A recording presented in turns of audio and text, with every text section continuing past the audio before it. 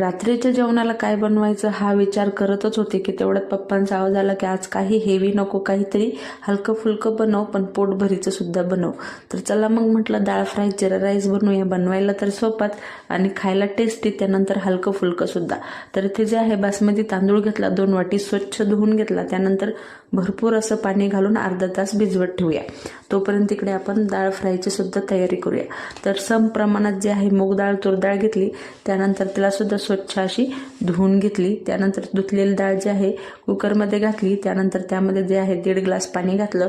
आता डाळीच्या प्रमाणावर आहे तुम्हाला पाणी किती घालायचं. त्यानंतर चवीनुसार मीठ घातलं, 1 चमचा तेल घातलं आणि चिमूटभर हळद घातली. त्यानंतर मस्त अशी एकच शिट्टी घेऊया, कारण एक शिट्टीमध्ये डाळ फ्राय जी आहे बरोबर एकदम शिजून निघते. त्यानंतर कढई ठेवली तापायला. त्यामध्ये 1 ते 1.5 पळी तेल घातलं. अर्धा चमचा मोहरी छान तडतडली की अर्धा चमचा जिरे. त्यानंतर काही लसूण घातला. त्यानंतर 1 ते 2 मिरच्याचे तुकडे घातले. त्यानंतर जे आहे 1 मीडियम साईजचा कांदा घातला. हलका फ्राय झाला की मीडियम साईजचा टोमॅटो सुद्धा घातला. छान आता थोडासा शिजून घेतला 2 मिनिटात. त्यानंतर डाळ जी आहे शिजलेली ती घातली. थोडंसं पाणी घातलं कन्सिस्टन्सी मेंटेन करण्यासाठी. त्यानंतर इकडे मस्त असा तडका देऊया. तर पॅनमध्ये तेल घातलं, 2-3 सुक्या मिरच्या घातल्या, 1 चमचा काश्मीरी मिरची पावडर घातली आणि छान असा तडका देऊन कोथिंबीर देऊन डाळ फ्राय तयार आहे. तोपर्यंत इकडे जो आहे आपला तांदूळ सुद्धा छान पद्धतीने फुगला होता.